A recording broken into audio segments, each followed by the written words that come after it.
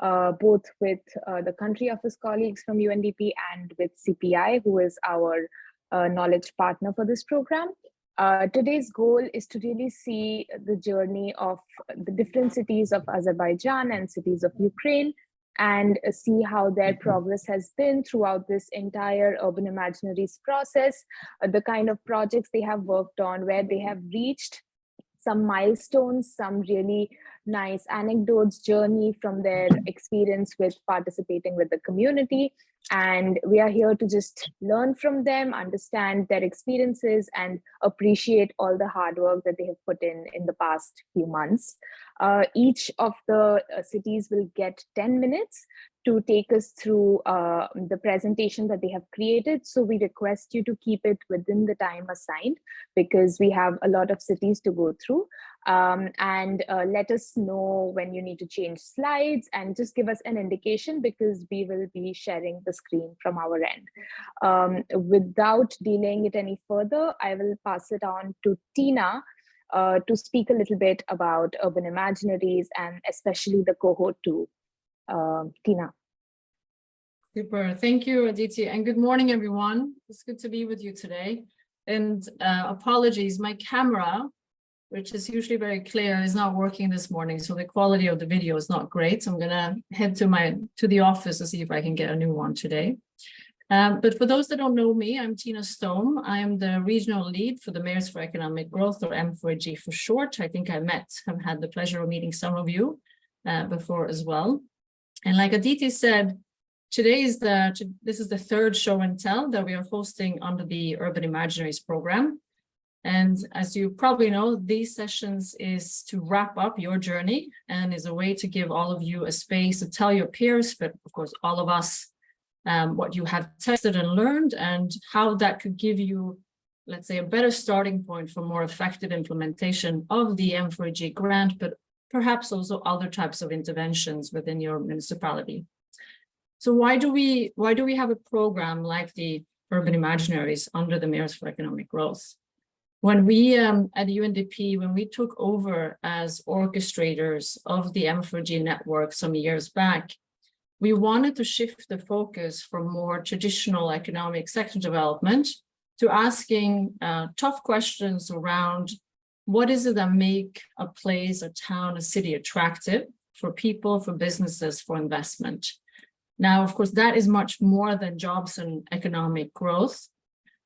In order for us to prosper or to thrive, we also need vibrant and inclusive communities where people feel, a sense of belonging, where we can all be proud of living or staying in our town, in our city, and where innovation or doing things differently, learning new things, and maybe unlearning some others, it's not a luxury anymore, but really more of a necessity to do our job better.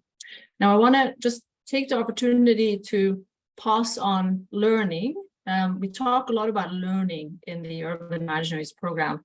And I have to admit, for me personally, for a long time, I didn't take learning too seriously myself. I often felt there was not enough time in a busy day in our professional life and also in our personal lives. I have personally worked at the local level in my home municipality in Norway in the health sector. And I've also worked at the national level in my home country within the judiciary. And now at the international level. And I felt that in all of these levels, let's say, of public sector, many of our interventions, our activities, our plans, they were very responsive, meaning we had to change course and react because, let's say, a crisis happened, like, for instance, the war in Ukraine, or we had to fix something for people and perhaps also for the private sector. So we were responsive, and it could also be flexible. Let's say we changed things around in terms of order, in terms of timing. But now when I look back, how adaptive were we really? And I think the world, of course, around us changes all the time. We know that, for better and worse. It's quite unpredictable in today's world. And in that changing world, being able to adapt this is a survival skill, as we know. And I think whether one works for a public or a private entity, really being able to learn new things and adapt is perhaps the only competitive advantage or value proposition that can withstand time. So going forward, we'll probably see a greater need for governments and organizations to move from a more traditional control and manage and fix mindset to more of a learning mindset with an ability to adapt interventions based on that continuous reflection and learning. And we cannot really adapt, and this is something I've realized over the years, it's really hard to adapt unless we have these spaces for reflection and learning. So that's what we wanted to do in the Urban Imaginaries program, was to offer a bit of a space for you or for all of us to try something maybe a little bit different. I know human-centered design is not new to all of you, or design thinking is not new to all of you, but try to give a space for trying that. And this time, in this Urban Imaginaries iteration, it was focused on human-centered design led by our partner Centers for Public Impact. And in future cohort of Urban Imaginaries, we hope to perhaps test other types of methods or approaches together with you. So I want to just thank all of you, thank all the municipal teams that make up this second cohort, and really for being front runners in the work that you have done. And I'm very, very curious to hear today's feedback from you and the learning from the teams, and also what you will use the grant funding on now going forward. So big congratulations to all of you to sticking to this course with us and actively engaged in the process. And I really hope it's been a fruitful experience for all of you. And lastly, just a big thanks to our CPI and also UNDP colleagues who have been working so closely together over the last 6 or so months, of course, alongside with the municipality team. So congratulations for being here and for sticking to this learning journey. And I look forward to hearing what you have reflected upon now as you go into your implementation. So thank you all, and I'll hand it back to you, Aditi. Thank you so much, Tina. I think that's a good segue into the next person I'd like to share some thoughts, Bea from CPI, who has really been taking the lead here and making sure that everything runs as planned and making the best delivery of all the experiences, sessions, everything that CPI has designed for us. So Bea, if you'd like to just come in. Yeah, thank you so much, Aditi. So for those of you who don't know me, my name is Beatrice Cano. I am a program manager at CPI, and I've been working very closely with Aditi and Tina and all the UNDP country officers since last year on Urban Imaginaries, supported, of course, by Akshay and Donna, who are also on this call. So I won't take too much time today because I think city teams are really the big stars, and I can't wait to hear all your stories. But the one thing I would say is, on behalf of CPI and my team, I did wanted to take a moment to congratulate, first of all the city teams that have been working hard on this program. We know we asked a lot from you, and you had to do this on top of your regular job. So a big thank you and congratulations for being brave enough to actually adopt new approaches and try out different things. And also, of course, as you were doing this, listening more closely to residents and using experimentation to design better public services and spaces, really. A big thank you as well to UNDP colleagues who are on this call. So Tina, Aditi, and also, again, country officers who are a key piece of this program. And I think I will just, wrap up here by saying that show and tell are always really an exciting moment for us, because we get to finally hear, I think, all your stories and get a slightly bigger picture on what the journey has been, because we've been working closely, of course, with you all in our mentoring sessions, but show and tell are the chance to actually take a moment to pause and hear about all your learnings across the 10-month-ish we've been working together. So without further ado, Aditi, I'm going to hand over to you to continue, but I can't wait to hear all your stories. And it's been an absolute pleasure working with you all on this program. Thank you. Great. Thank you so much, Bea. Let's kick off then. I think we will start first with the cities from Azerbaijan, starting with Mingachever. So We are sharing the screen from our end. We request you to keep your presentations to up to 10 minutes, and then we keep going soon after. So we'll do Mingashavir, Naftalan, Sabail, Urva, and then move to the Ukrainian cities. So yes, if the Mingashavir team is ready, we can start.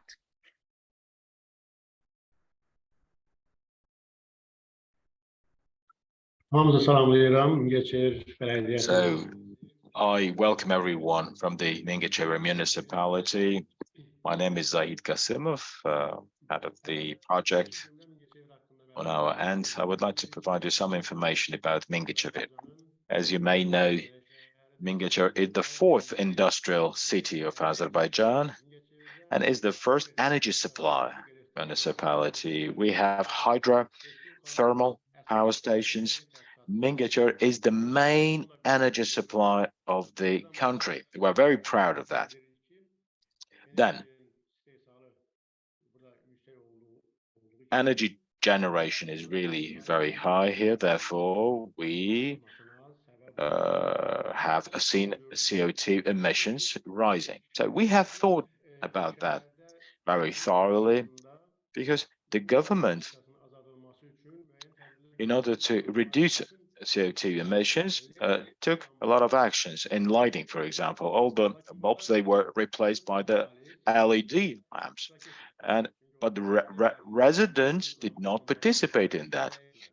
In other words, they did not replace their bulbs in their houses. And then we thought that maybe we should do that. We should help the residents to replace them because the LED lamps are environmentally friendly, they're more sustainable, and they're energy saving. And we suggested that to the residents and explained to them that we have three goals. First is to have cleaner environment in our city, then save energy, and third, to save the family budget, household budget, because the less you consume energy in your household, the less you will spend on that, of course. And yeah, first, some residents, even I should say the most of the residents were unaware of this, and they really needed explanations. We set up a working group. We included all stakeholders into this working group, apart from the municipality representatives. We included the representatives from the institutions which are involved in the energy generation, plus NGOs who are involved in that. Plus, we included the representative from the executive authority of the region. That it becomes clear to us first, and then we can explain to the residents. Then they have supported our idea and agreed to go to LED lamps. And then we thought about the beneficiaries because we understood, we realized that it would cover about 10,000 people. We have the blocks of 2, 3, 4, and 9-story buildings. And those buildings usually buy the old lamps, old-fashioned lamps, and they have a greater energy consumption. They go out of order quickly, and therefore they still use them, and they did not afford to buy LED. So we found those consumers who actually switched to LEDs. We talked to them. We talked to them. We made them ambassadors to speak to other residents, and that they could explain to others that it's really good to save energy. So, and we started interviews. We conducted more than 50 interviews with different layers of population. First with the residents themselves, then with the government representatives, with experts, with pensioners, with the retired people, then with students, with unemployed, so with different people. And the interviews resulted in our idea to be supported by all of those people. Then we organized meetings with residents in their own neighborhoods. And we met with their representatives in their neighborhoods, who were quite influential people. And we again gave our explanations to those people. We gave more details, but they still had questions. One of the questions they had was, and we have heard that these lamps are bad for the eye, for the sight, for the health.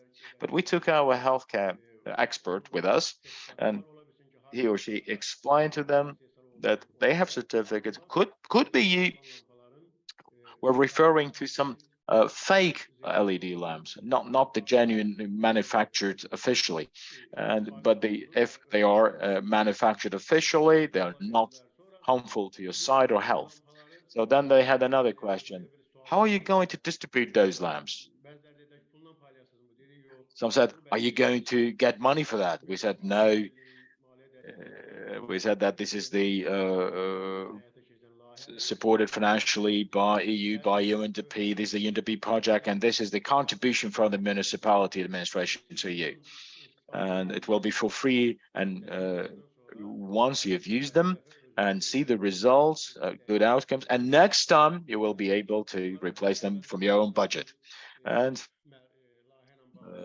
we then we published a booklet about the project. We distributed these booklets amongst the residents. So the residents were very satisfied, and they said that we could volunteer to help you to distribute those booklets to others. And we already have our volunteers, a team of volunteers who work with us. And then we thought about the community committees, so-called, who have their leaders, kind of a head of a committee, or they really was very influential people. So we organized a separate meeting with them, with the committee heads of the committees of neighborhoods, let's say so. And then some of the participants confirmed that they've been using these LED lamps and they're good. And there were other questions about the harm to the eyesight and health. And then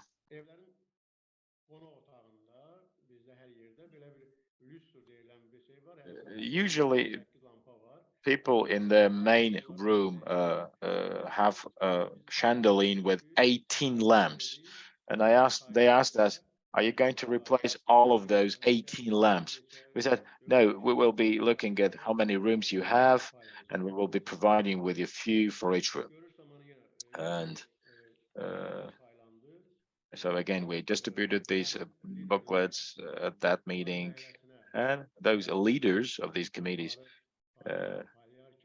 when we came to their neighborhoods to distribute lamps, they promised that they will help us to distribute those lamps in their neighborhoods. So then, in developing this idea,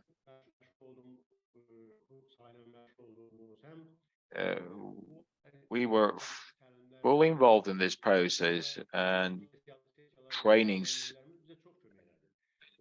we were delivered, they helped us very much in doing this job, because this was the first thing in the country, and there's an issue of an approach, of a proper approach to be formed for that. And so we could set up a certain structure, let's say so. So our meetings with residents, they came to the municipalities, we reported to them what we've done. And during this period of time, we could establish very good relationships with the residents. It's a very good thing, and the outcomes show that we can really implement this project. And it has been a kind of a test to us.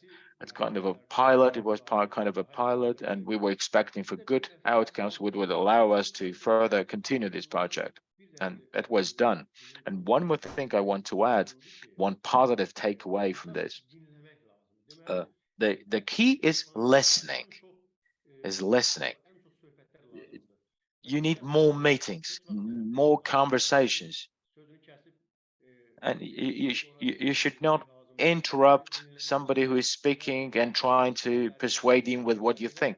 You have to listen, then you have to analyze both correct answers, incorrect answers, because listening is why key, because those people, not all of them are experts in this, of course, but speaking to them, we got some food for thoughts for further development of our project, for the better implementation of our project. We received very good proposals and we really appreciated them. We analyzed them. They really helped us much. And we were assured that there would be no problems in implementing this project. And one more thing to add, if you allow me. At the moment, it's summertime actually. Most volunteers are university students, but municipality has its own volunteers. Red Crescent has its own volunteers. They will help us a lot, and some part of the university students will also help when they are at a study. If not, then never mind. So, and the local executive authority is also interested in this work. As I've said before, all the lighting in the city, lighting of the neighborhoods have already switched to the LED lamps. And after the project has been implemented and after all the residents have gone through all this process, uh, the residents provided their assurance that it will be very good for the city. And we will be having a kind of qualification process when we distribute lamps. After 1 or 2 months after the lamps have been distributed, we will be screening the meters, residential metering, to see the consumption.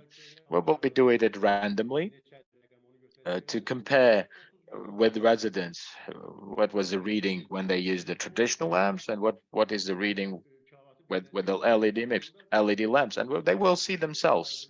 They will see this difference. And residents will see that if they pay 10 minutes, now they pay 8 minutes, for example. They will see the difference and they will fully be confident in our idea. And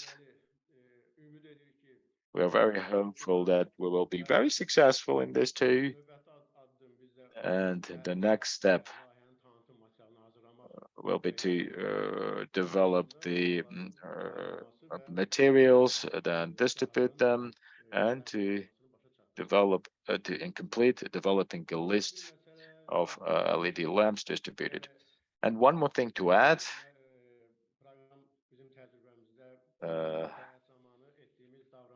this program, I would like to point out some of the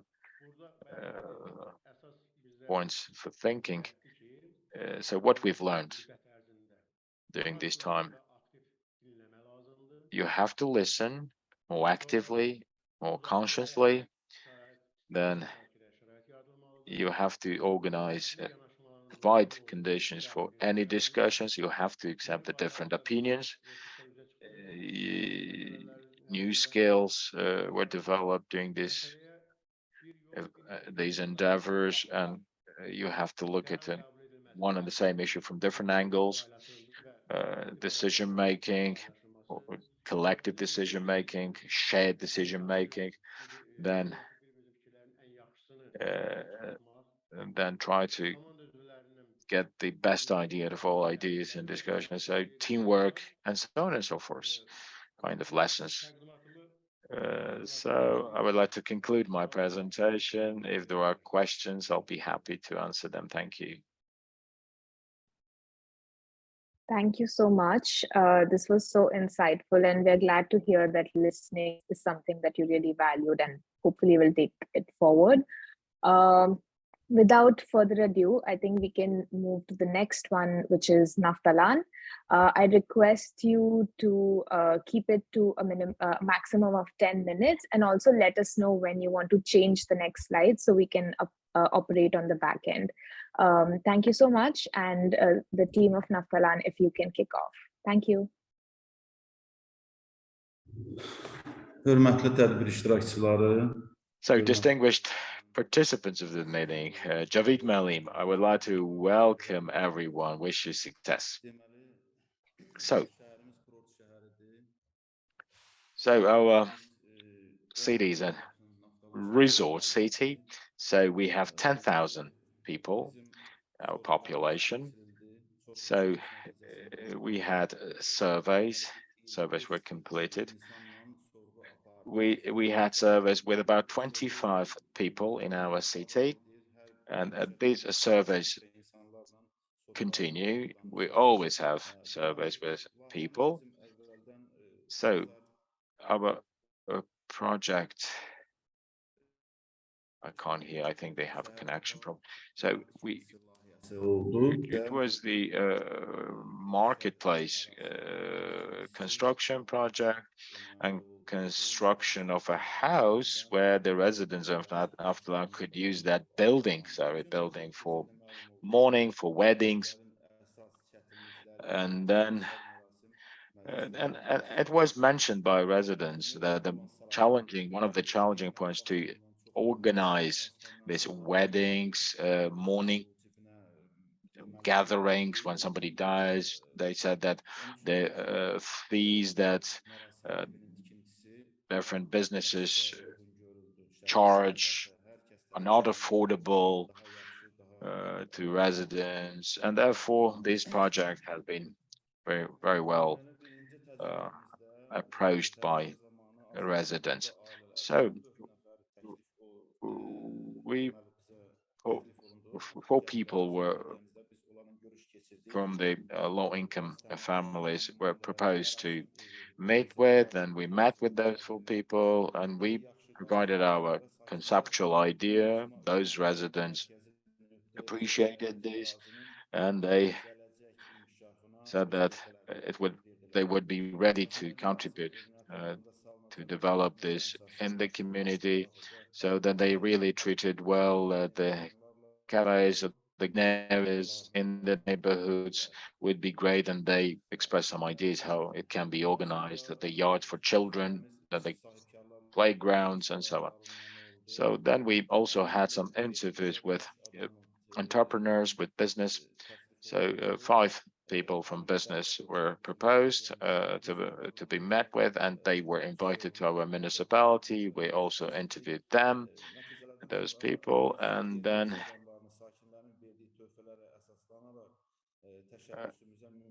we discussed what the businesses can do in developing and taking action on the proposals that the residents gave.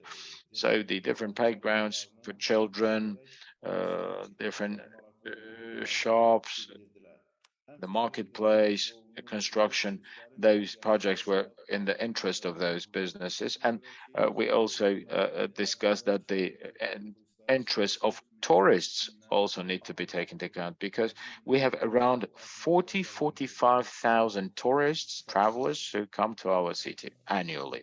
And from the year to year, I think this number increases. So as a team, what we have learned, what changes we could see. The greatest change was the change in the mindset of residents towards our municipality. So they saw that we could provide our feedback and action on their ideas and proposals. We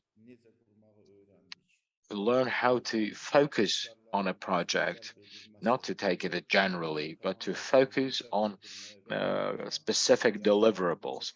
Then we could also develop a very good teamwork.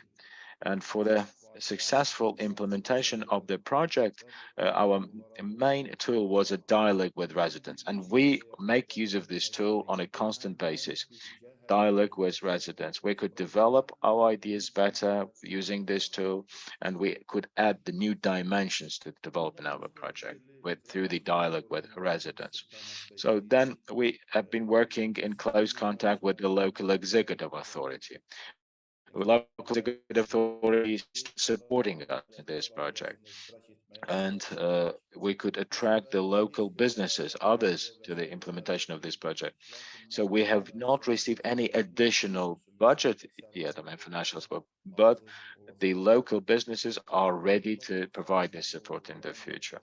So then we have certain parcels of land, and we will add more parcels to be used for the landscape development. Our city is a clean city. There are always some development works in our city. The head of the city, they are always taking care of the city, and the head of the state is taking care of the city because this is a resort city. And as a municipality, we're always providing contributions to the city, to its cleanness, that it is more developed, and we will continue doing this. And in conclusion, as a thinking mindset, what we have learned, we created the thinking time, more conscious, active listening. So we created conditions for genuine discussions. We could see new resources, new skills develop. We could look at the same issue from different angles. We made use of the best resources we all had. We found the new allies. And by saying this, I would like to conclude my presentation and wish success to everyone. And I believe that this once this project has been fully implemented, our residents, low-income families, and all our guests will benefit, and it will be very, very fruitful for them. Thank you very much for your attention. Thank you so much for sharing your journey with us.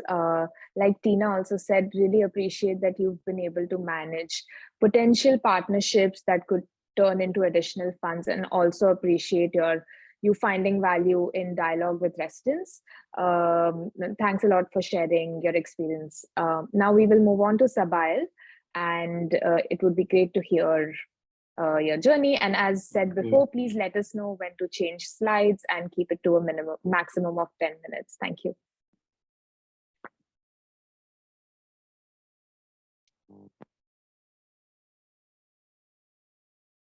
I think you are on mute. Sesiniz, mikrofonunuz sönülüdür. Mikrofonu yandırın zəhmət olmasa. Oh, sorry, I apologize.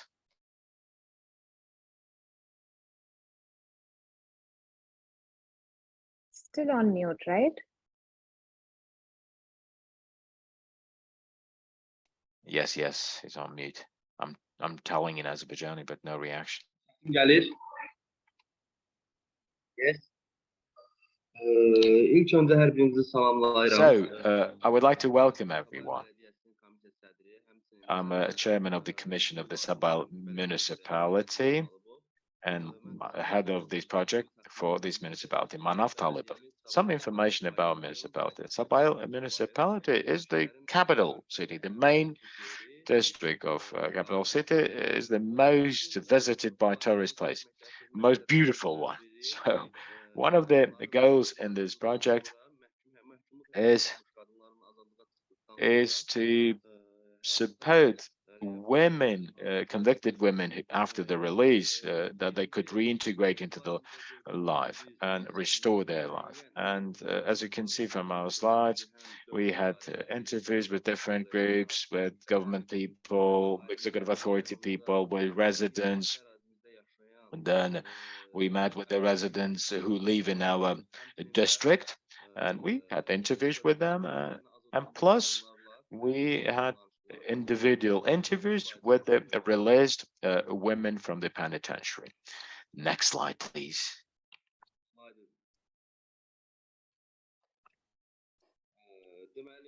So, what were the problems or challenges? After a few years in conviction and the penitentiary, it was quite difficult for women to really reintegrate into the society. They said to us that it was really very difficult because the family, the societies have a certain treatment to those women, and it is very difficult. And in reintegrating and finding the employment, such women really find very difficult. And And therefore, such difficulties with new jobs and reintegration may lead to some tragedies in their lives. And we found out that women need psychological, professional support, but there is no place for them to go and ask for this support. And therefore, as municipalities, by developing the rehabilitation center, we aimed at restoring the psychological support centers. We had an approach that every woman is a mother. In order to make the community and the society to be healthier, these women need to be reintegrated into society. The healthier they are, the families and the society will be the healthier. Next slide, please.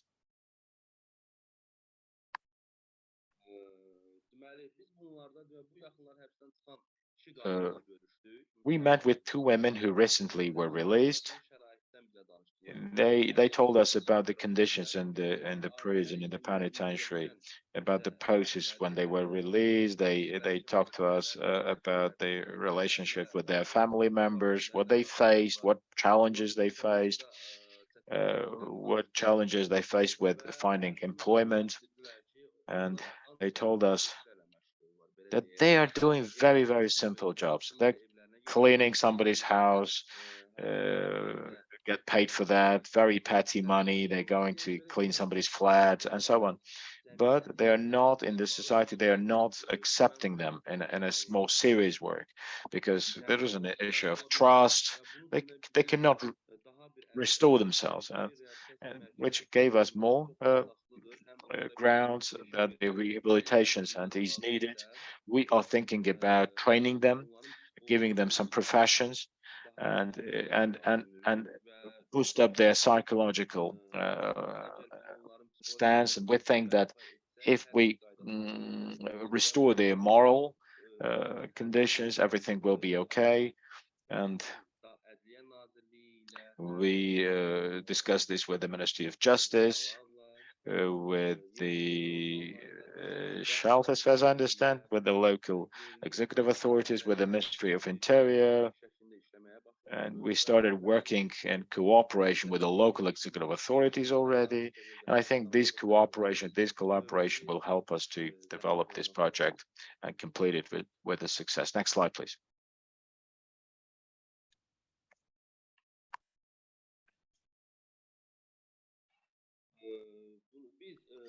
So we had meetings with the executive authorities. As you can see from the pictures, we met with the head of the executive authority of the region, of the district, sorry, and he expressed his full support to our project and that they are ready to help us if we face some problems. So then, hold on for a second, apologize for this delay.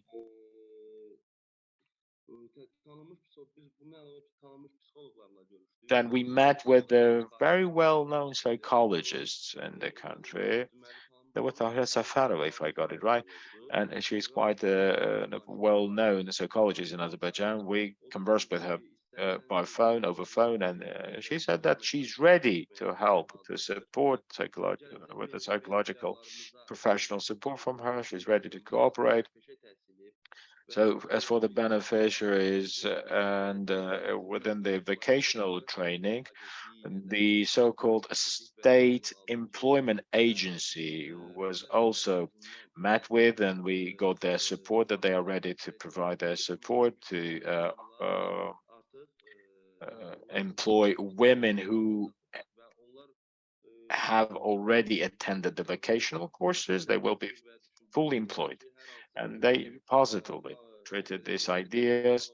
And it could be, as for the jobs, it could be some sewing, weaving workshops, computer engineering, could be the beauty salons, and so on.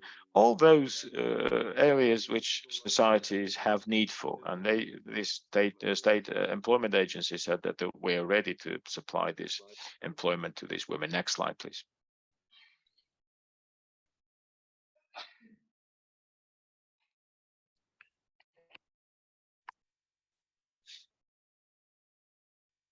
Deməli, bundan So, in addition to this, as the municipality, we started this initiative. We will be the first providing this initiative.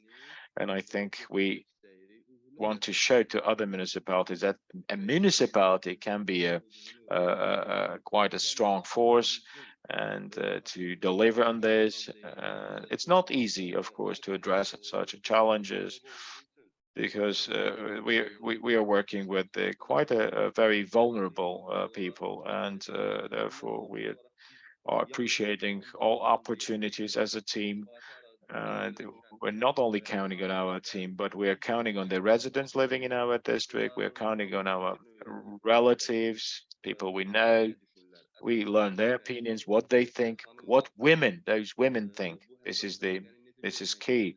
How a woman in general want to see that vulnerable people. So to have a discussion, what problems their families create to those women. So again, listening, as somebody has said, is really key.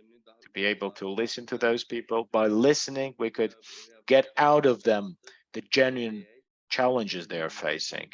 We fully understood this, and we are ready to take on that, and we have used all the sources of information possible. Next slide, please.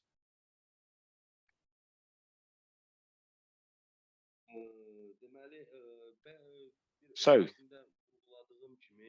as I have mentioned before, we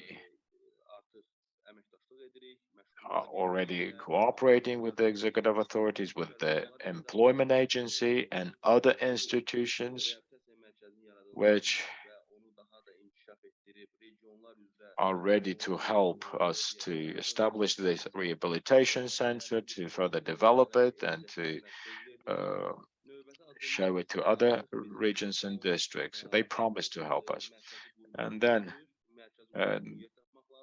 we are now thinking about the place where we will establish this center. We think there are a lot of places in the sub district, and we have to choose a place which will be convenient to all women, because there's vulnerable. So vulnerable people don't want to be seen by everyone. Therefore, we're thinking to choose a place where they will be feeling very comfortable. And this is the last step we have to take. Next slide, please.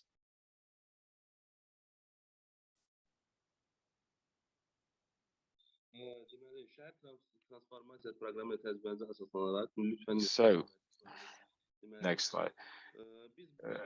So here, it created the time for thinking, to have more conscious and active listening. We have now these skills. We tried our best to put the best work we could, the best thoughts that we could express, to work with the best people we could. And we don't take only one opinion. We wanted to meet with all, with that and all institutions. The gender equality is also provided for. We have both men and women working in our municipality, because men may think differently, women may think differently. So, and we are supporting the women who are released from penitentiary. I hope that we will well deliver on that. Thank you very much for your attention. Thank you. Thank you so much for sharing your project experience. And it's really, really nice to see how far you've come in the project.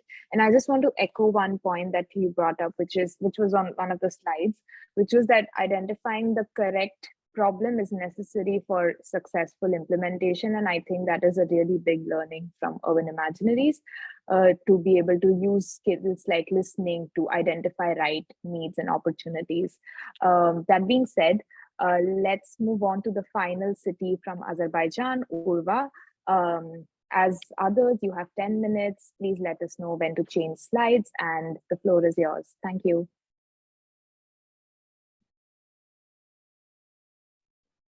Здравствуйте, уважаемые коллеги.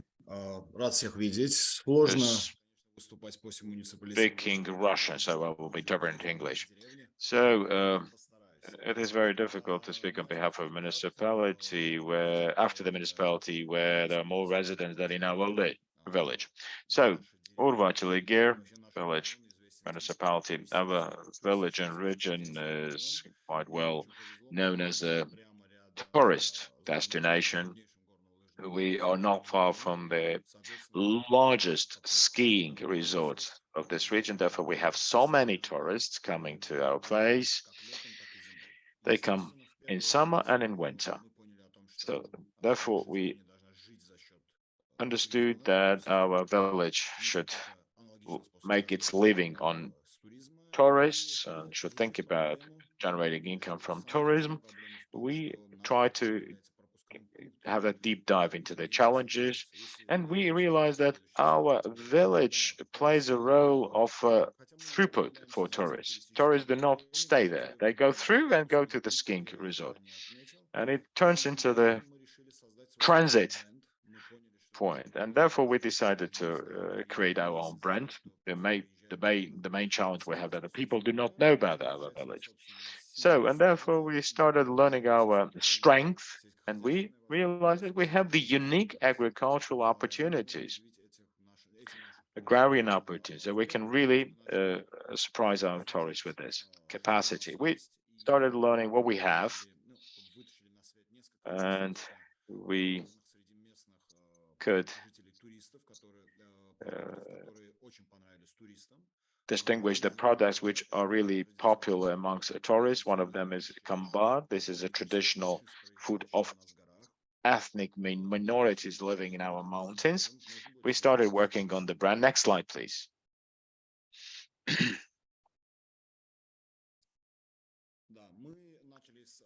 So we started interviews and discussions with our residents.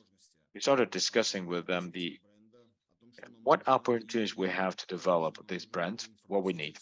We understood that we need an information center. Under information center, we employ a platform where there will be some information provided to tourists, but at the same time, local produce will be for sale. And we discussed which products could be for sale, the bread, dairy products, and kambar, which we think is the flagship product on which we are going to work hard. Next slide, please. We decided to pay more attention not to the government institutions, but to businesses, to companies, to local residents who would like to join our initiative. And one of the largest businesses in our territory is called Village Pro, and the shops which also sell some product. They have a large restaurant with a great parking slot for buses. They agreed to provide some space on their territory where we will establish this information center. So then we started looking for a company which will develop a brand book or a corporate style for us. And you can see it on the slide. It is called Chilagir Urva. We show here that we are the mountainous village, and that we are going to promote and sell the rural produce to tourists. Of course, there will be some changes in terms of types of product, but in general, the brand will look like this. Next slide, please.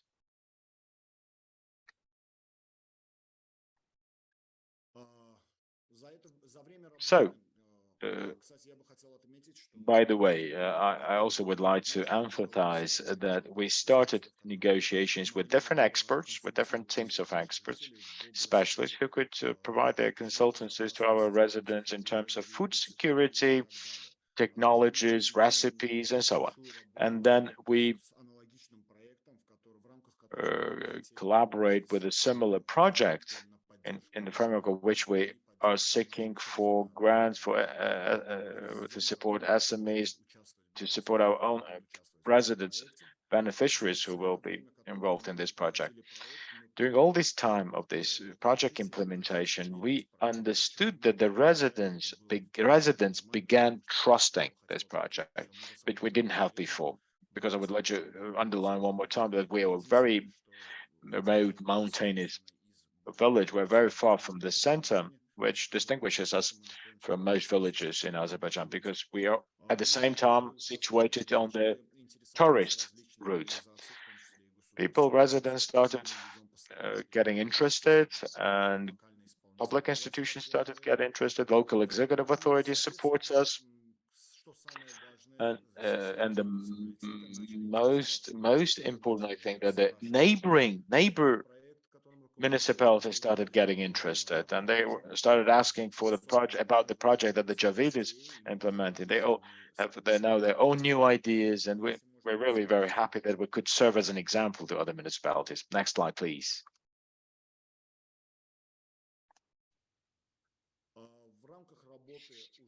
So, during this project, the state tourist agency also started providing support to us.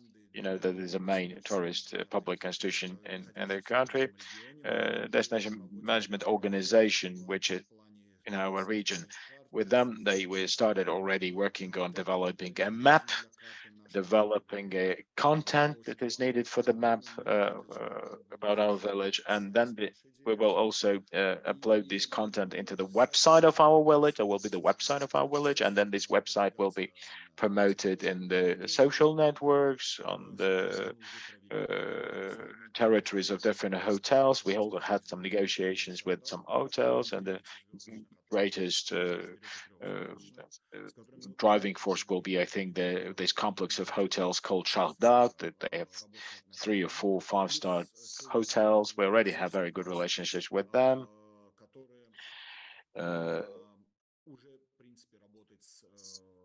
Then they're already working with different businesses in the region. Then we also got a support from the Azerbaijani Culinary and Society Association of Azerbaijan. They will be also supporting us with these recipes and promoting our recipes. Then we submitted our request for the SMB project, and we are now at the very last point of our project. We are already getting prepared to have established this information center, Village Pro. On the total Village Pro, they provided us a very good room with a very good view to the main street. Then we are planning to install charging points for electric cars. We don't have them in our region, and because environment and agriculture are the main benefits, I mean, the main wealth that we have in our region. We have to protect it. Then we are now developing the documents. We want to get registered our geographical protection of our product Kambar, because it is very unique to our region. It is not produced anywhere else. We want to get the certificate of our region.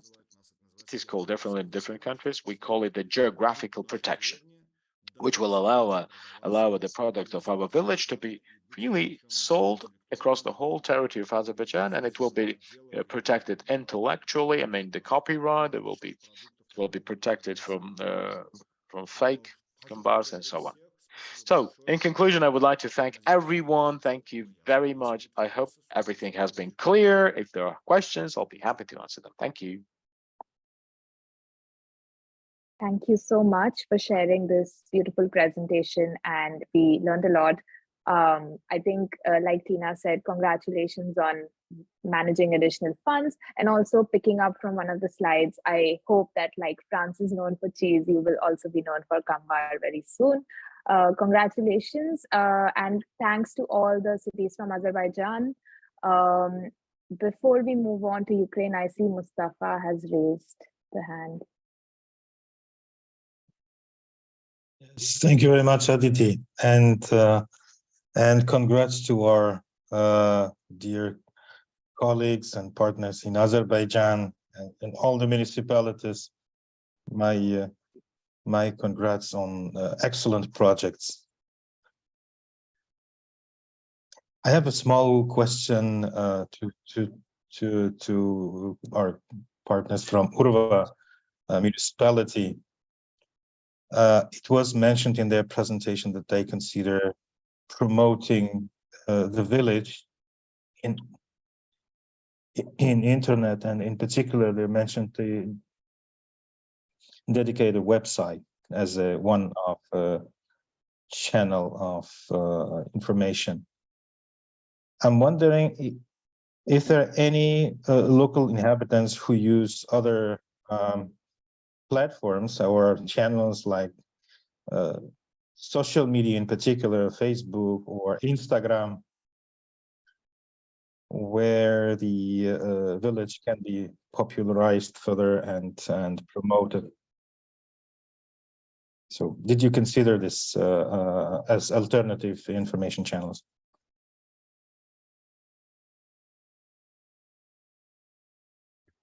Спасибо большое за вопрос. Thank you very much. Thank you very much for the question.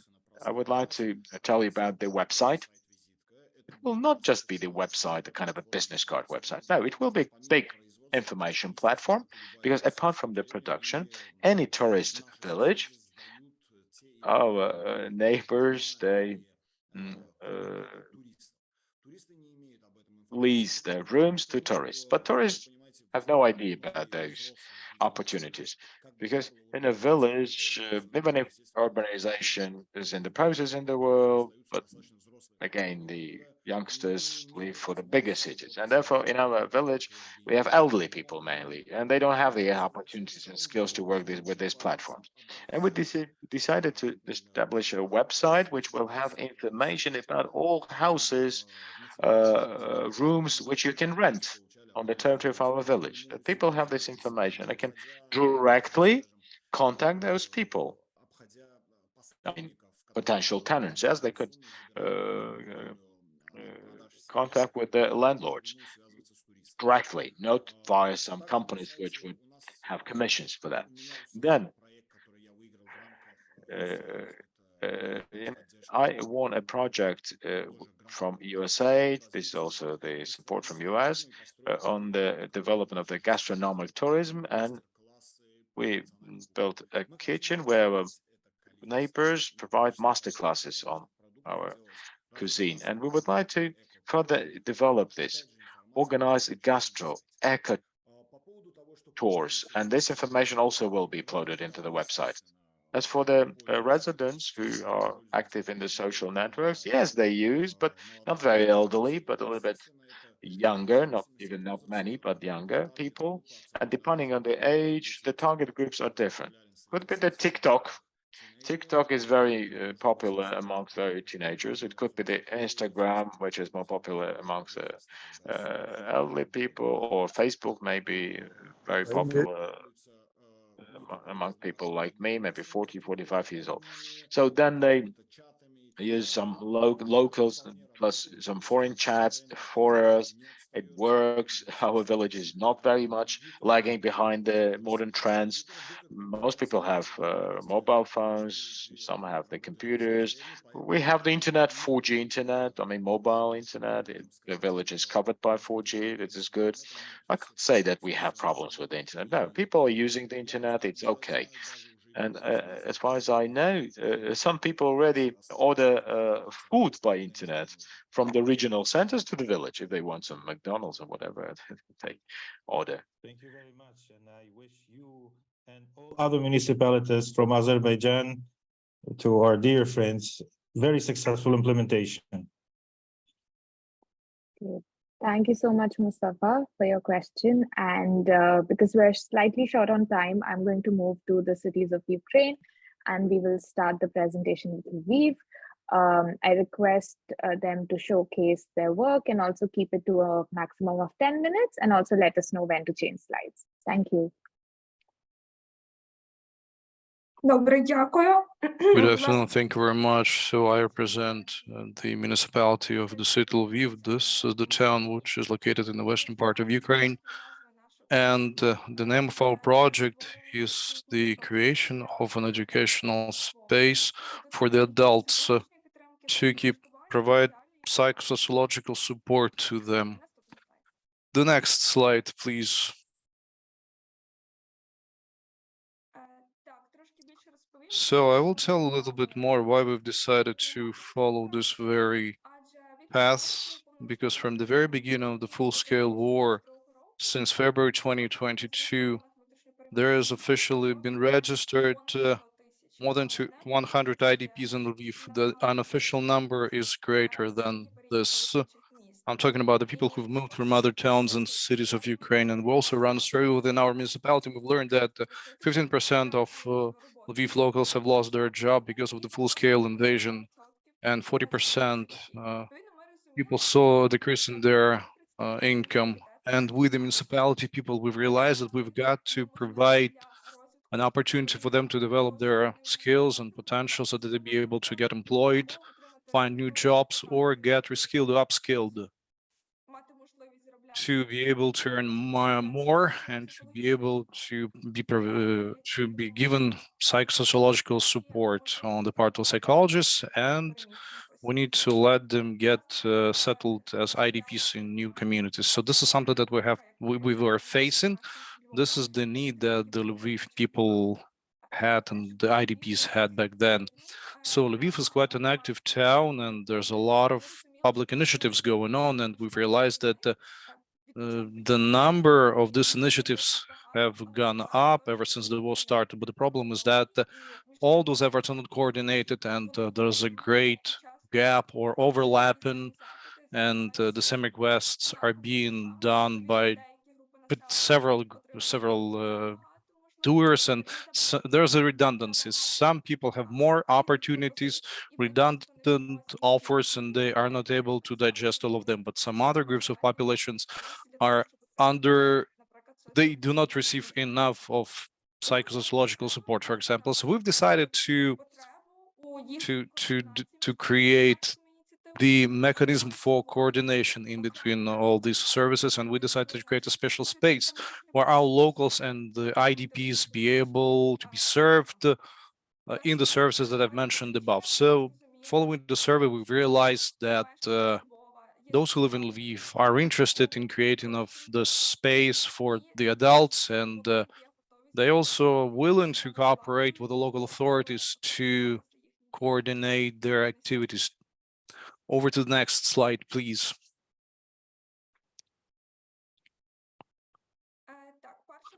And our first experiment, this is what we did. We tried to run a pilot. So we've collected those who provide PSS, psychosociological support, and informal education for the adults, and those who are in the social integration in Lviv. So we decided to gather them in one place and try to discuss with them the problems that they are facing, the requests that are most popular coming from the people of Lviv, and how we all together be able to provide the support. And we've managed to summon 36 representatives of business sector, non-governmental organizations, MPs, local members of the local parliament, and Lviv dwellers, and everybody who is willing to participate in this work. So this our first initial consultation, expert consultation, helped us define the key things that we had to pay more attention. And definitely following this public consultation, a lot of activists established horizontal relations. Like, for example, our local authority started working with local activists that we had invited for this meeting. So in the future, we're planning to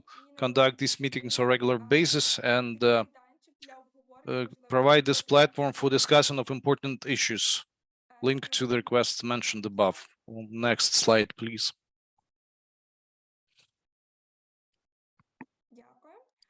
Thank you very much. And so the next thing that we did, we were thinking how we can establish the referral path in between different organizations. This is good that we've summoned everyone and they discuss stuff and they know what to do and they know the requests that are coming from the people, but we also need to refer. We need to redirect people from one organization to another. There's a dweller of Lviv and goes to the job center. He's got to be redirected to the mental health center in case if the job service center, people see that this person has got some mental problems. So this is their first referral path. One of the referral paths to resolve the issue was to set up a joint database adjacent to this group. Different organizations could provide different information on the dwellers who have contacted their institutions, but who have got to be referred to different institutions. So, and we see that there is a non-governmental organization, an older person contacted that organization and she needed PSS, and that association referred that person to the Center of Mental Health. So in a nutshell, we would like to set up the thing that an IDP or the person who lives in Lviv, in case he or she needs access to certain specific services, should be referred to the institution that will take care of him or her, even though the person goes to the institution that has nothing to do with her or his problem. Over to the next slide, please.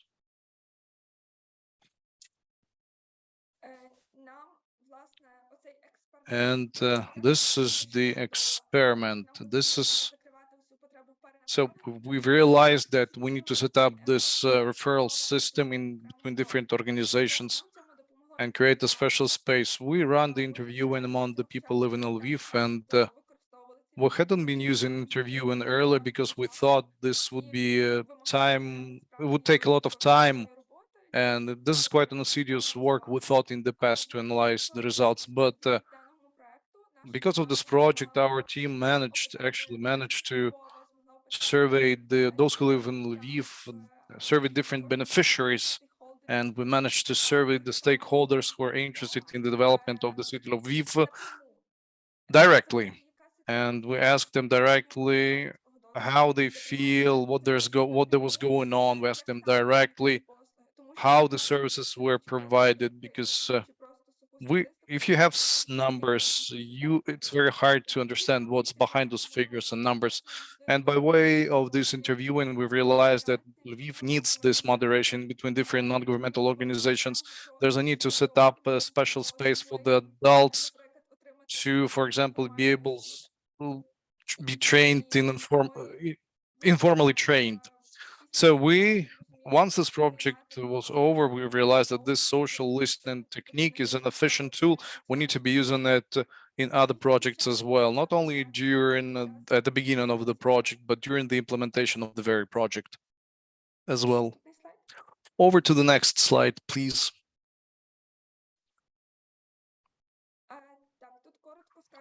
So I will briefly tell you now about currently we're looking for additional fundings to be able to repair this space.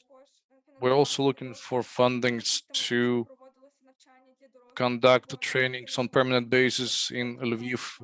So we don't want the trainings last only for a short period of time, and we hope, we're definite that international organizations will help us. Over to the next slide, please.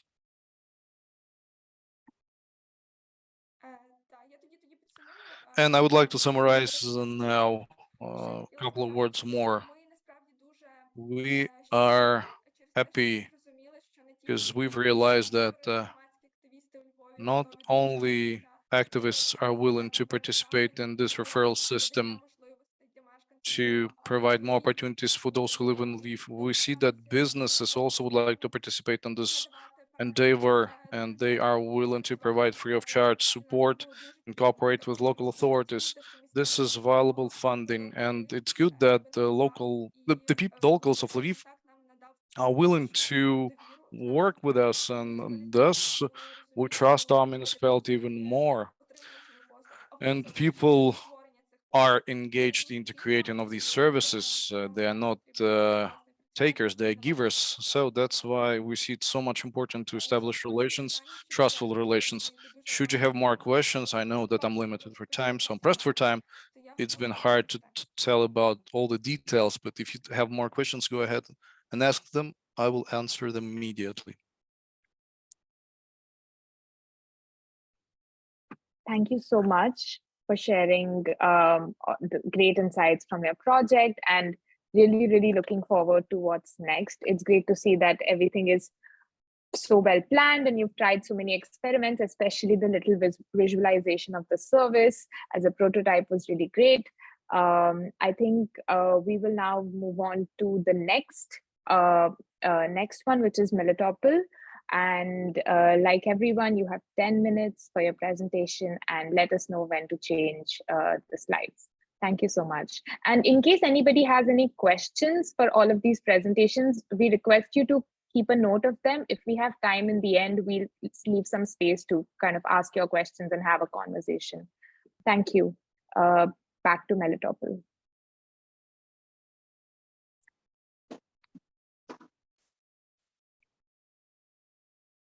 Good afternoon, dear colleagues. Do you hear me well? The town of Melitopol, southern Ukraine, and unfortunately, currently, the town is kept by the enemy, but we hope that this will not last for long, and that's why we do everything possible. So once our dwellers are back to the town and to the community, we want them to have all the necessary services that they need, and everything should be ready. And I think we've lost the connection with Katerina.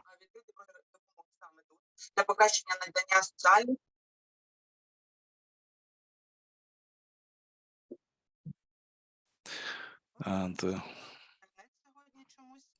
for some reason, the internet quality is not that good. Are you unable to hear? We are losing her because we're losing here. So we are going to be improving the administrative and social services to the residents of Melitopol community.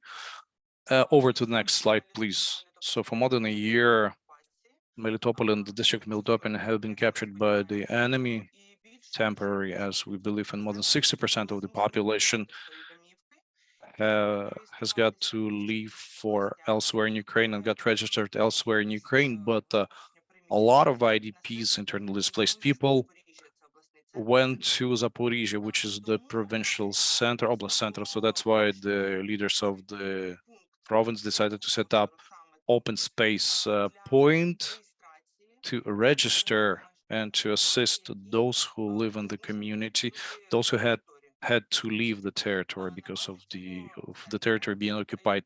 Adjacent to the center, which is currently up and running in the city of Zaporizhia, there were lots of problems with registration because those who left the city, they couldn't pick up, they couldn't carry with them, those who left the city couldn't bring servers and other computer hardware with them. So within this framework, we will be procuring a computer system for swifter registration of those who live in the territories that are controlled by the government of Ukraine. Over to the next slide, please. Because of this project and trainings, we got trained in experimenting with surveying the dwellers. The new sources that were given to us have shown us that the principle people should be engaged, not without people, is something that is functionable even at the front line, because Zaporizhia is located pretty close to extremely close to the front line, the combat zone. And the people who we've managed to survey have told us that for them, the most important thing is the rapidity, because they want to get integrated as fast as possible into the new society. This is extremely important for them. The next slide, please.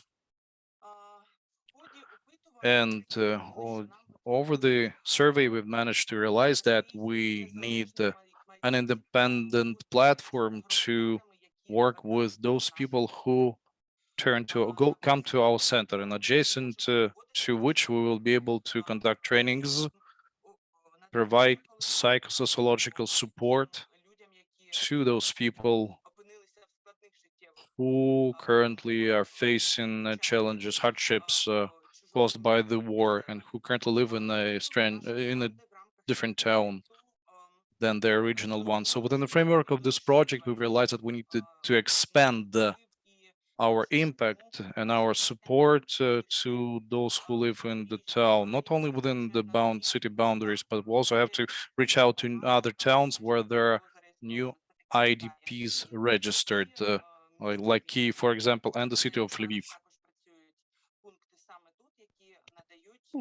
They have centers exactly in those cities who provide services for IDPs from our city and our districts. So we carry out surveys all the time and provide consultations regarding employment, regarding business Ukrainian language, because those people who keep staying in Zaporizhia and they plan to integrate into the new society while waiting for the occupation of their territory, they need to find a job.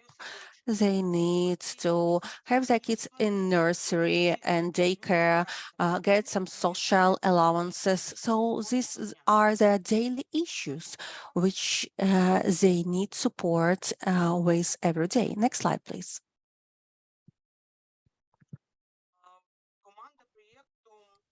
The project team has learned how social listening, how to identify problems of the community. Those tools which we've got during the learning process became very useful to us because the whole scope of knowledge which we got during the learning process was very comprehensive. So the results should be very quick, but the process, the survey process and work with residents was done very comprehensively. And that's why working with all those information challenges, based on information which we got from our residents, we managed to deal with those challenges thanks to this project, because we have passed all those lessons and we've got all those skills and knowledge during the learning process. Then in future, we also plan to implement all those tools because we understand that social support for the Melitopol community and the town of Melitopol is very important. And we plan and we understand that it's important. We plan to have it even wider and scaled up. We understand that those challenges that we have, we need to react on them very quickly. Next slide, please.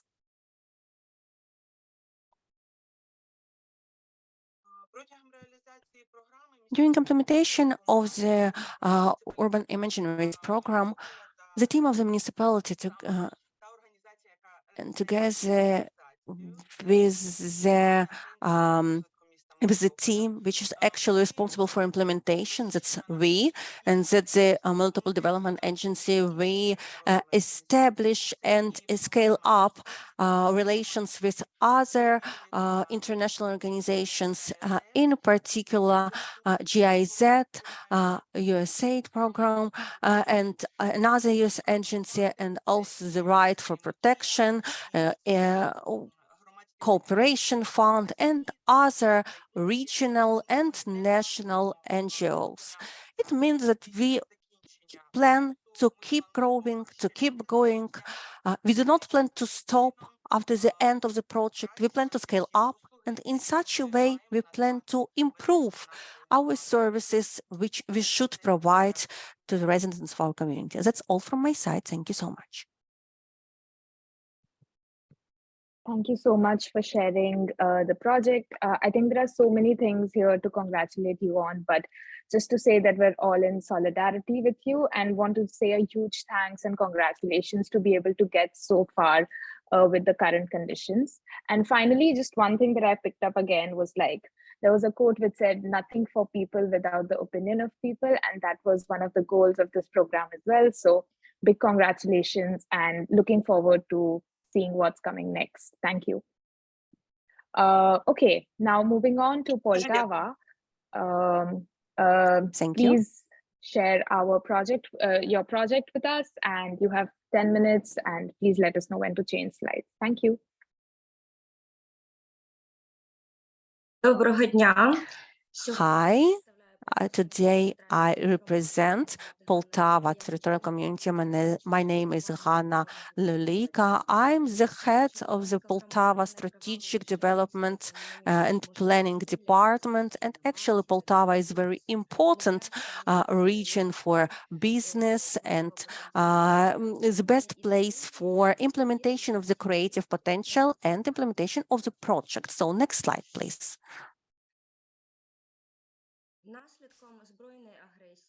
Due to the full-scale invasion of the Russian Federation in Ukraine, we have a social and economic problem. We have IDPs and special layer of population, namely IDPs. On the territory of the Poltava territorial community, we have almost 110,000 of IDPs now in the community, and that's why we identified the huge need for integration of IDPs into our community and having good rapport and communication with them. Our key task and key need, as we have mentioned before, that's integration, socialization, and reintegration of IDPs, and we carry out a range of social listening exercises in order to identify key problems and how to solve them. Next slide, please.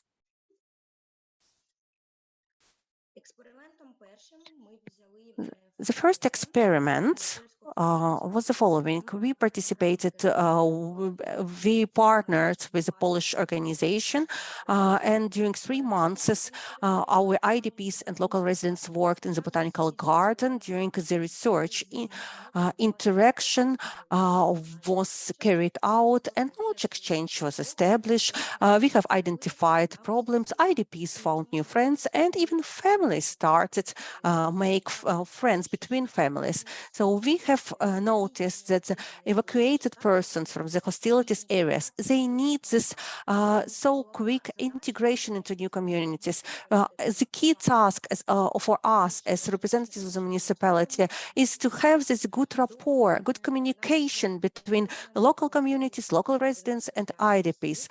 For our experiment, we have engaged 295 persons. After this, we carried out a survey, social survey, in order to identify what are our key problems which should be solved and what our gaps should be covered. The next slide, please. So as a second experiment, we carry out a range of activities focused on psychological distress and psychological support, how we can support our integration of IDPs into our community. For example, we had some song and dance concerts, which were called Open Hearts, Winter Picnic, and also the Warm Circle Retreat. We had some open space events, and during those activities, we as a municipality, we also carried out a survey among those people who were evacuated to the community from the hostilities area. And for us, we identified that IDP strongly need psychological and emotional relief, communication, and constant support. It means that they need such events and such activities because then they feel united, they feel integrated into the community and they feel communicated with the local residents. Next slide, please. During implementation of the process, our team learned how to conduct quality surveys. For us, now it becomes a tool that allows to collect insights from residents of the community and different groups of stakeholders regarding certain aspects of the urban environments, their needs, priorities, wishes for communities development. Also, social listening allowed us to increase the level of satisfaction among residents and increase more effective implementation of projects by the municipality. We have also met with focus groups, participants of which were experts, IDPs, academic circles, and others. And through those focus groups, we managed to receive a lot of insights, understanding their thoughts and their needs, what they would like to have for integration and socialization and reintegration of IDPs into our communities. In order for all stakeholders' efforts to be focused exactly and directly on the implementation of the projects. Also, those surveys allowed us to get more and more needs and thoughts of the residents. It allowed us to understand how stakeholders use the spaces in our community, what are they satisfied with and dissatisfied with. We also prototyped and tested the projects, and after receiving the information using the above methods, we created prototypes of projects of solutions, consolidated previously obtained results. And we plan also to improve those prototypes. Next slide, please. Also, I would like to mention that in consolidated cooperation with the Polish PCPM Foundation, as part of the implementation of the Cash for Work program, IDPs and vulnerable categories of the population of the Poltava community had the opportunity to get temporary engagement and salary during the 3 months while they worked in the botanic garden. At the same time, they also got an opportunity for social integration and reintegration. They have also received additional funding for garden equipment, and we keep working to find new partners in order to engage them in creation of a separate communication space. In future, we plan to create this separate communication space, which will be called Women Hub. It will be created on the territory of the Botanic Garden. It will allow women to communicate, to exchange their knowledge and skills in order for them, when our IDPs return to their houses, to their homes, they will return with new houses, with new knowledges, with new skills, and they will be able to apply them in their territories. Next slide, please. I would like also to mention that the project of dedicated on creation of the communication space and communication platform is focused on integration of IDPs and their quicker adaptation to the realities and circumstances of the Poltava territorial community. For us as a municipality, our key task, our key challenge to integrate our IDPs, for them to feel safe in our community, also for our local residents to feel engaged, to feel understood, because as I have mentioned already before, social listening is a key tool which we have applied. We saw its usage, and we understand it's our key methodology that should be applied further in understanding of the community. Thank you so much. Thank you so much for sharing your project experience with us. This is really, really great to see, and a really good example of holistic integration of IDPs. So really looking forward to what happens next. And also really big congrats on engaging so many stakeholders in your research process as well. That was really commendable. We will now move on to the next city, Sumi. We request you to take the stage and share your project with us. Thank you. Всім доброго дня. Good afternoon to everyone. My name is Andrei Baranov. I represent the Sumy team, and we would like to tell you more today about our project, which is called Creation of a Model of an Electronic Patient Support System in Medical Institutions of our city. Our city is located around 40 kilometers away from the border with the Russian Federation. We have 270,000 of population, and our population covers 177,000 of residents. That's part of the city residents and also residents of local communities around the city. Next slide, please. Yeah. And in the beginning, I would like to tell you about those problems that we have identified when we started to work on the project.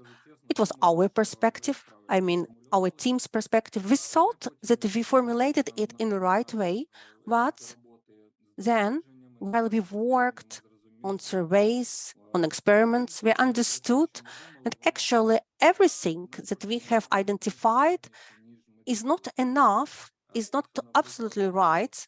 For example, if our problem was formulated as the following: lack of communication between staff, doctors, and patients, and lack of information provided by the patient and by the doctor about the problems of the patient and what doctors could do in terms of lab tests, scans, and other analytical work. We also identified that there is another dimension. Patients would like to have more attention from the medical staff, and correspondingly, we thought the doctors just don't want, because there are different reasons. So they just don't want to pay this enough attention to the patients. We understood that we have these two big groups of stakeholders, namely patients or residents of our community and doctors who provide those services. So we started with the survey, which is part of this. We ran the questionnaire among the doctors, and we realized that we were wrong in our initial conclusions. We realized that doctors knew that they should be more attentive, but they said that from 50 to 80% of their work time is spent on working with paper administrative function that they have to perform and not working with the very patient or patients. So that's why we paraphrased, worded our problems, and having seen that the team was wrong, so our initial thoughts were wrong. So that's why we decided to run two experiments. Experiment number one, at the very beginning, we wanted to realize what this time is spent on. I mean, I'm talking about that huge paperwork amount. We checked the types of the information that impacts the doctors being stuck in his or her work that seems to be not needed by anyone. So we realized that we were close to almost be right. We've realized that there are some aspects which allowed us to arrange these different pieces of information, so that from great chunk of information that we accumulated, we singled out the most important ones, the ones that impacted the fact that the doctor spends a lot of time on paperwork. So we decided to reword our problem, and now it says that hospitals don't have an efficient communication channel in between the doctors and the patients. And this is what we added, that the information channel and the feedback channel are obsolete, something that we inherited from the Soviet times, and it needs to be updated.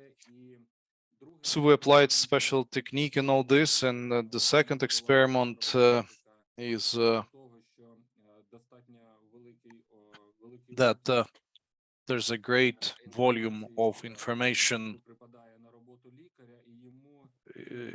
is what the doctor cares for, and sometimes he or she finds it very difficult to find the reasons of the disease and to find the correct diagnosis.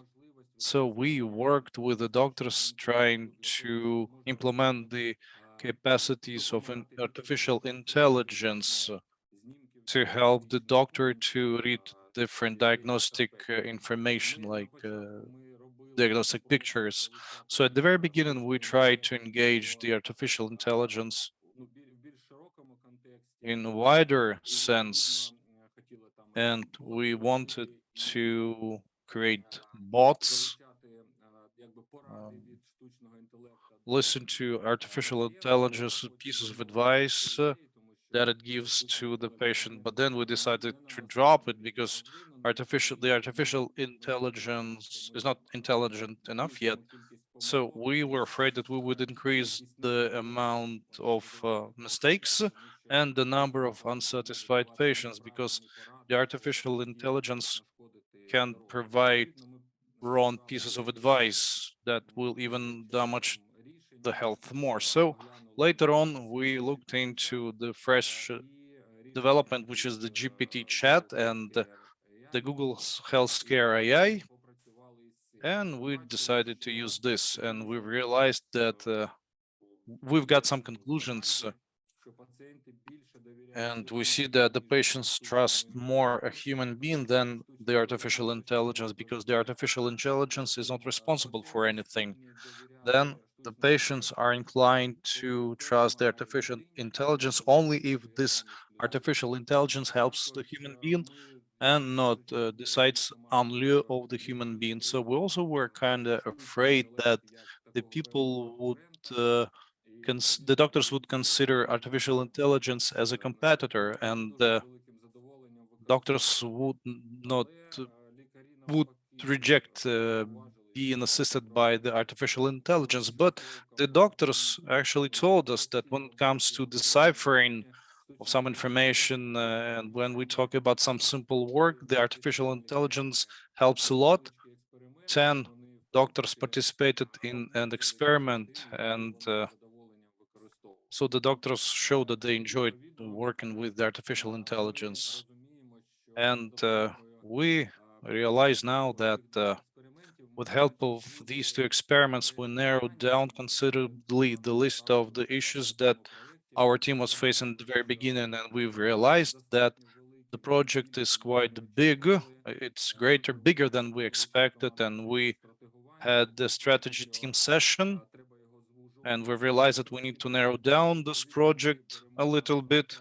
So currently we're taking the best, the most efficient solutions that we've developed over this period of time. We postponed the solutions that are not as important, and we split the things into two categories: to be implemented now and to be implemented later on. The result of this is the following: we will have a mobile application that will be patient friendly to satisfy the patient's needs.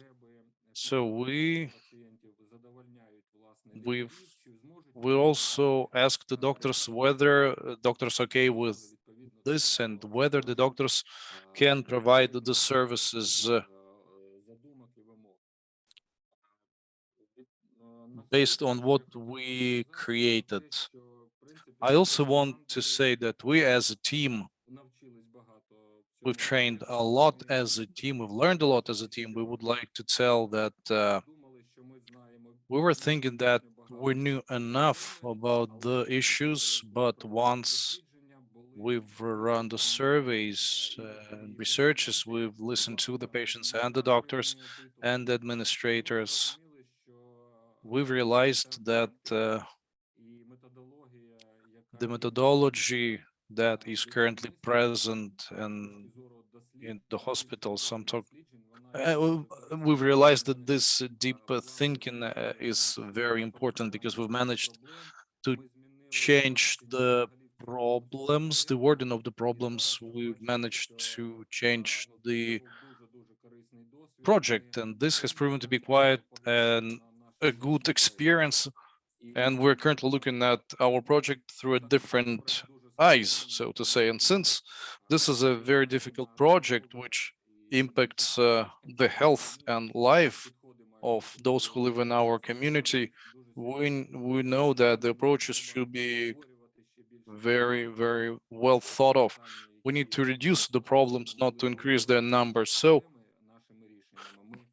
we postponed some ideas that could eventually create more problems. So we are currently developing a mobile application and we are starting testing it. We'd like to have it run it as a role game for all the categories, be able to use this mobile application and to provide us the feedback so we be able to improve it to the fullest all through its all through the life of this application. So the idea of our municipality is that this mobile application be a role model and be implemented all through the community for every citizen dweller. But once the testing phase is over, once we are 100% sure that everybody likes it, and we've got to be sure that the results are good.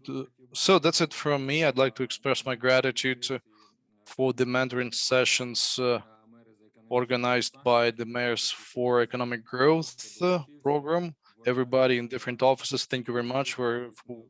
I think that the information you've provided us with is very important, and the materials that you've given us is very important. We've been using those materials, and we have planned more projects, maybe not as voluminous as this one. And those projects will be using this technology. We'll try it on several other projects to see where we can use this methodology else. And I'd like to express my gratitude for your attention. Thank you very much. Thank you so much for sharing your project with us. I just want to say that this is such a good example of using up and coming technology like the various AI tools to really prototype and test what can be what works, what doesn't work, and really also reflect on the process as you're moving along. So really good example. And I deeply appreciate your engagement of rethinking what's working, what's not working, and really reapplying that process again and again. So huge congratulations, and looking forward to knowing more about the implementation phase. Okay, now moving on to our final presentation for the day, Trosia Nets. The floor is yours. We'd love to hear more about your project and what you've been up to for the past few months. Good afternoon, everyone. It's a great pleasure to see all of you now. Unfortunately, I haven't had the chance to participate during all the previous presentations, and I hope that our presentation, the achievements that we've obtained, will be of good use to all of you. And we once again would like to express our gratitude for this great opportunity of being invited into this project. So our project is the strengthening of entrepreneurship activity in the Trosia community through the creation of training and advisory center for business. As you can see, this very project had been planned earlier, and this is just the implementation prototype of it. We were planning to set up a special training consulting business hub within the boundaries of our community, but because of the war, this topic is even more important because Trosia has suffered a lot. Trosia amalgamated community has suffered a lot during the invasion and the combat actions, and our community suffered a lot. 110 millions of US dollars is the damage. These are the damaged houses, excluding the damaged equipment, the personal belongings, and so on and so forth. The reason why this very project is so much important for us, because under the circumstances, developing the community in the times of war and developing big business is something that's hard to do, taking into consideration the fact that there's a war going on, number one. Number two, that we're only 40 kilometers away from 45 kilometers from the border with Russia. So our main task is to, as fast as possible, we develop SMEs, which will provide later on, improve the economy of the community, and eventually develop it the most efficient possibly. So when we were talking to the entrepreneurs at the very beginning, when we were discussing everything during the focus groups, so this very project got voted most for, because we clearly understand that, so the entrepreneurs, they are aware that we have to do this because a lot of grant programs are given to the community, lots of grant programs are given, and we need to support the SMEs only at the expense of those grants, and taking into the consideration the fact that the community's budgets are empty now, so engaging grant money is the last resort, is a top priority. So as I've told you before, since we cannot support business from the inside, we've got to be supporting from the outside. And the best from the outside is to create everything possible to train the business to react as fast as possible to the challenges and to the opportunities that there are in the environment due to the projects like the one from the UNDP, and there's a chance to engage money to develop business. So Ruslan Voros is one of the participants of this project, has told that actual Trostenets is a city of opportunities despite the gravity of the present. It's a possibility also to get grant funds and support businesses. And on this slide, you can see information about the cafe where they make pizza, where people could buy some coffee, have a little bit of rest from this war, which has been taking place in Ukraine. Next slide, please.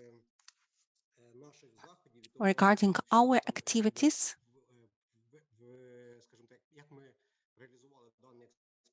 how this experimental, of course, we had a survey and we processed the obtained information. We also analyzed the small and medium business sector, and we have identified their problems.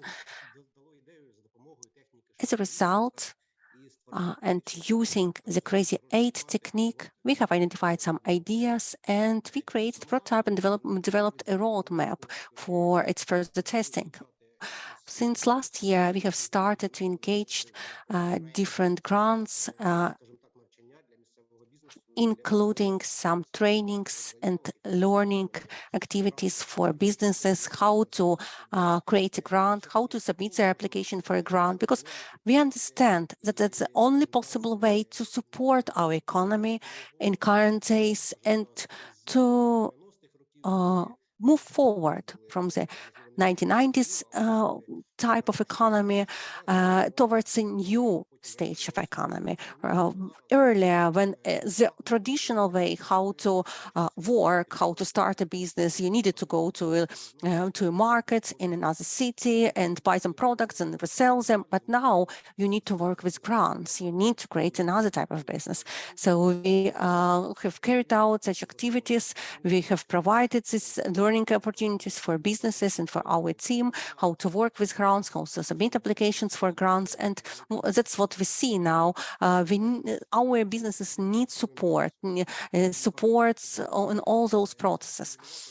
It could also promote and boost social partnership and social responsibility among representatives of local businesses.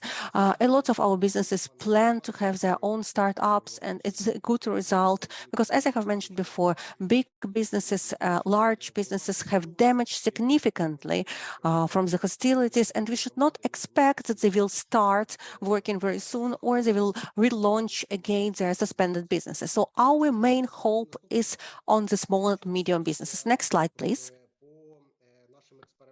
Regarding our experiments, we have also conducted a survey among respondents. We have collected information and processed it.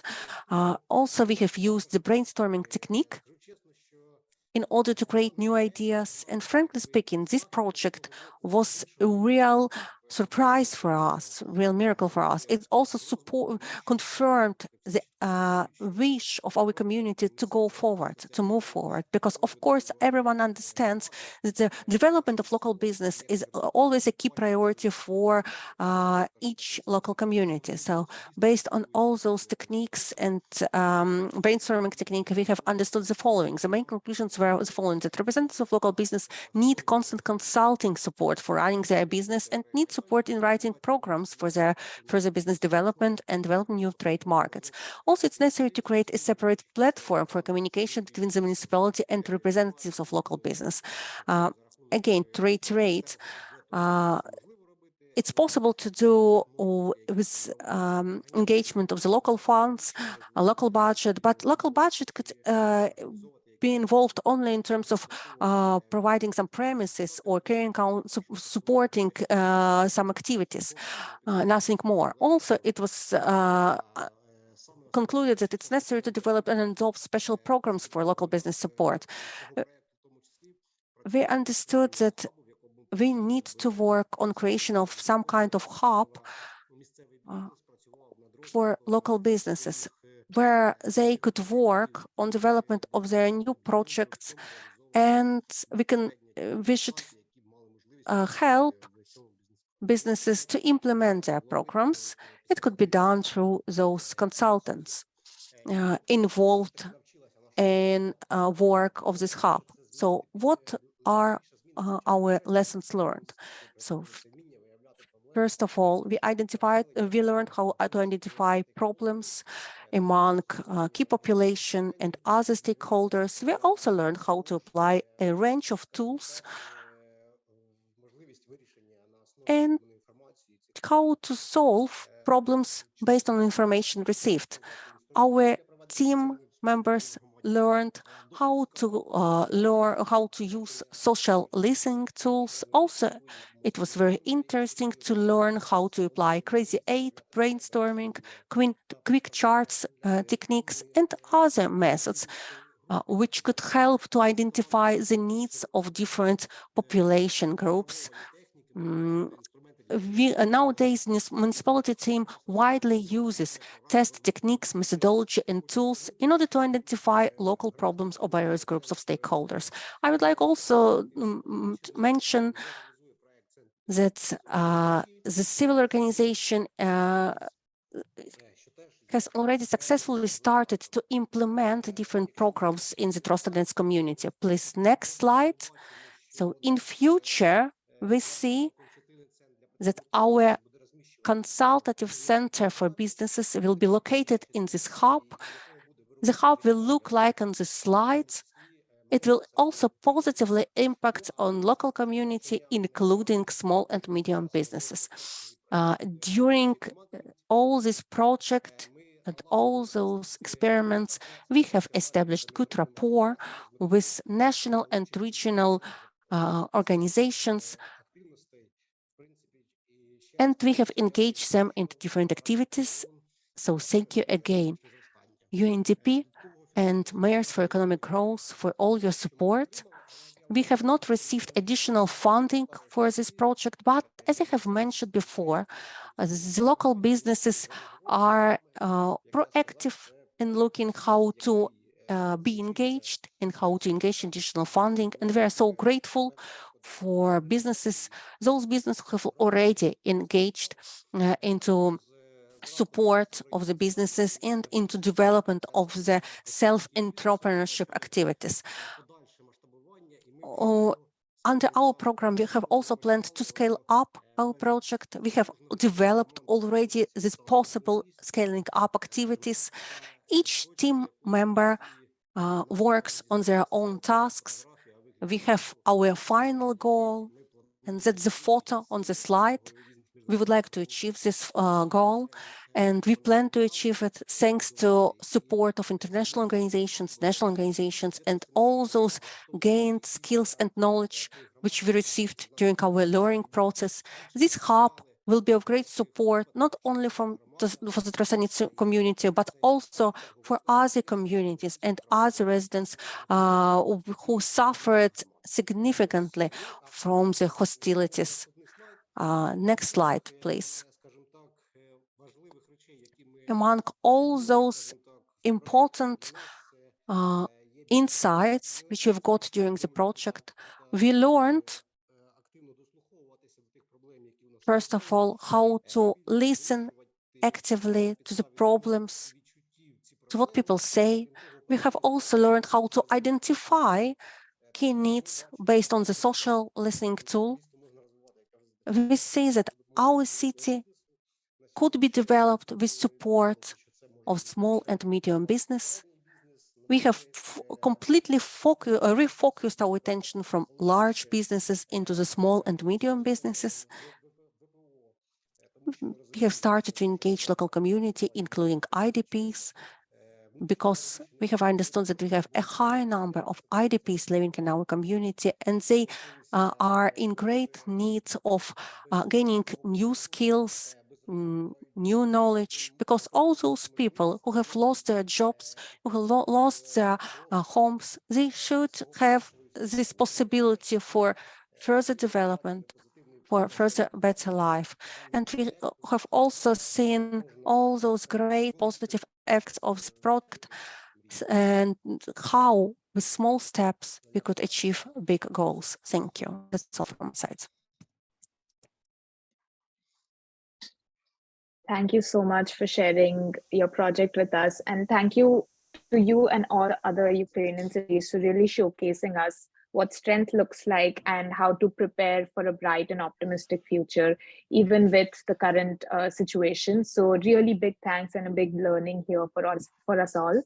I think we've come to the end of today's presentations.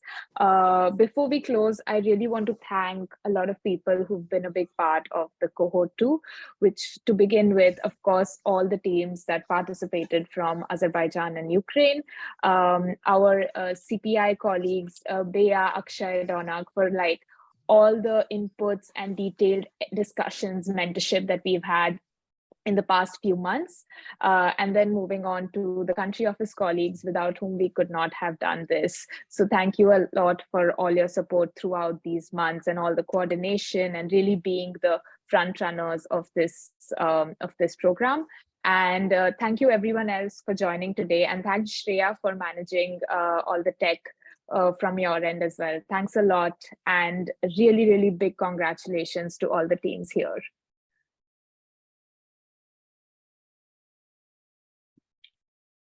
Thank you. Thank you. We will keep you updated on what happens next. Thanks a lot for joining.